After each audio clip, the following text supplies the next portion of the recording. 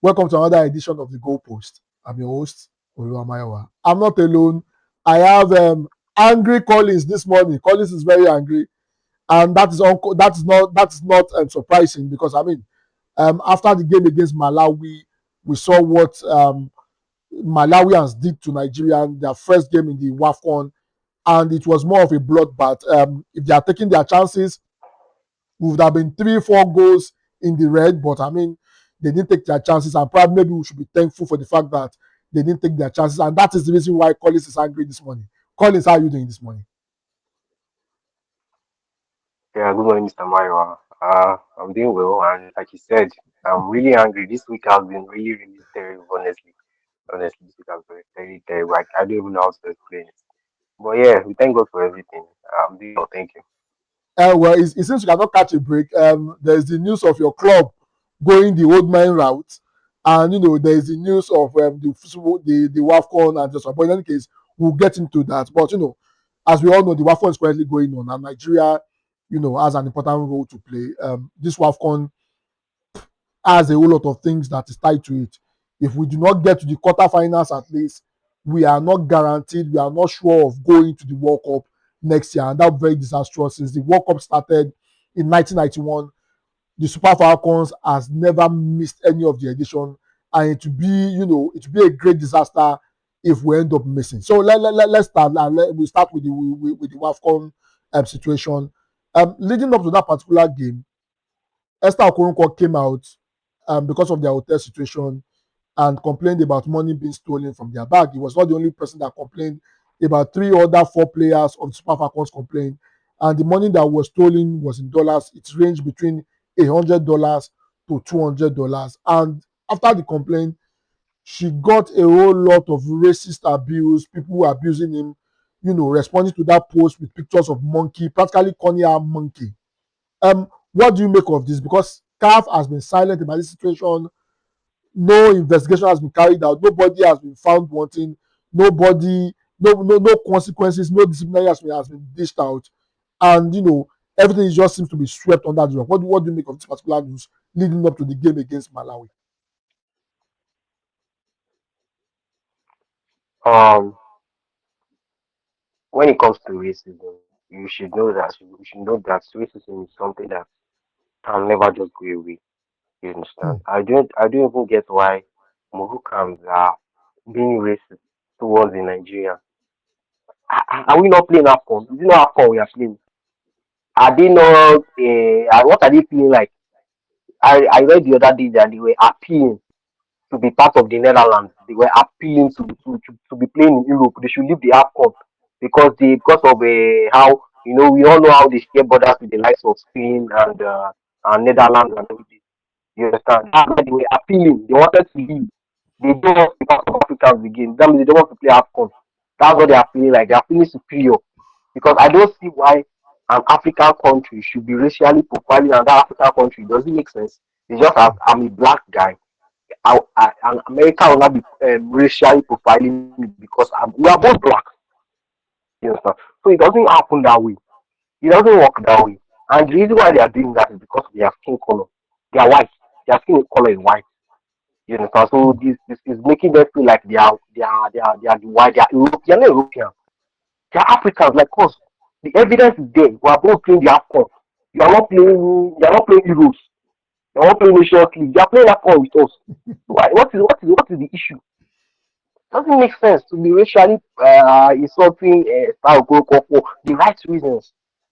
Their money was stolen, right? And I've heard they caught the offender, the person that stole the money. The person has been caught and the person has been sent to prison. And because of this, you are racially profiling somebody that reported theft. Doesn't make sense to me. It doesn't make sense to me. And I feel like when it comes to even in women's basketball, where I'm vastly majored in, you see cases of racism there too. You see cases of racism, especially if a certain team, it will be mostly people that bet. Let's see, people that bet maybe bet on a certain player to score a certain number of points, and the player doesn't deliver. And if the player happens to be a black player, after the game, if the person doesn't deliver, you go to the Instagram comment section, go and start calling them monkey, calling them all sort of names. It's not supposed to be so, and this is not. This is something that is not. Is a cancer to the society. Honestly, it's a cancer because as long as your color is white, as long as your skin color is white, you feel like you're slightly above the next person, you start racially profiling them. It doesn't make sense. And the one that doesn't make sense the more is the Morocco racially profiling Nigerians. This one doesn't make sense. We are both Africans, whether they like it or not. Whether they like it or not. And I don't think this is a case of I don't think I don't think CAF will get into this because they will just see it as okay, this is just a case of Instagram comments, monkeys and everything. People get this a lot. Footballers get this a lot.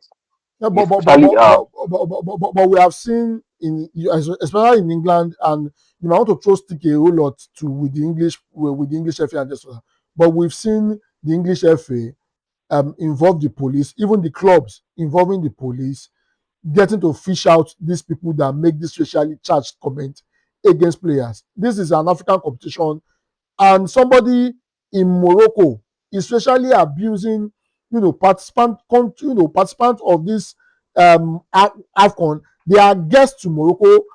Is the Moroccan authority not supposed to step up to ensure that they track, because there's a way they can track these people. They can't tell me that they can't track them, to track these people and bring them to book, because it leaves a bad taste, and CAF has not come out to address it.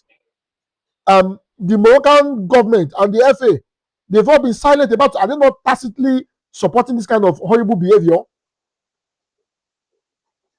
it's not a shocker. Morocco is a very when it comes to ethics. Morocco is very terrible at it. We saw it at the last AFCON. You understand? We've seen Hmm. it over time. When it comes to ethics, when it comes to moral standards, Morocco are terrible at it. But come on, let's be real here. These are Facebook. These are Instagram comments.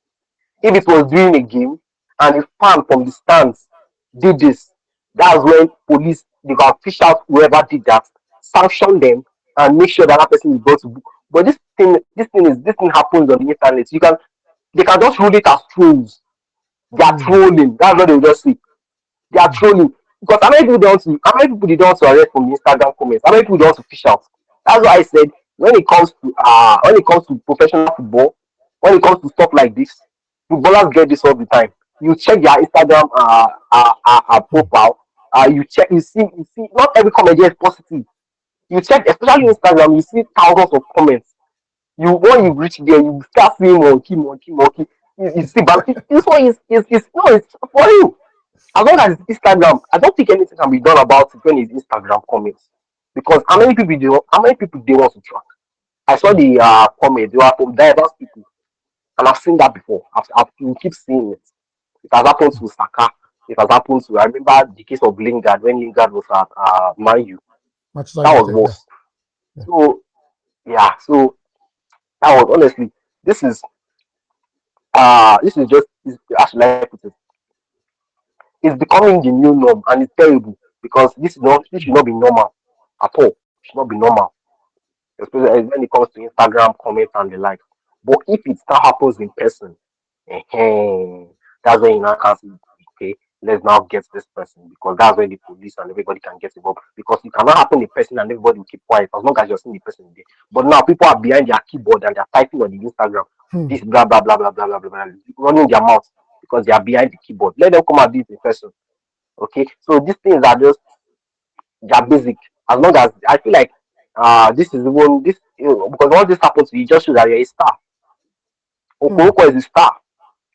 You know, she's a star. If she was not, if she was in nobody will come to her DM, Instagram comment to come and start typing monkey because nobody knows her. But I'm very That's true. glad they know her. That's true. She's a star. You understand? That's true. Consider what she even did to them last World Cup final. She recorded to assist one goal. It's still paining them. Well, that's Yes, true. it's still That's paining true. them. She destroyed. That's true. She destroyed them. If you cannot, let me remind people. She that match. Esther Okoronkwo she was the one that won the man of the match for that final against Morocco, and she destroyed them in that 3-2 comeback. So they're still pained. It's still they pain them. So this one will be.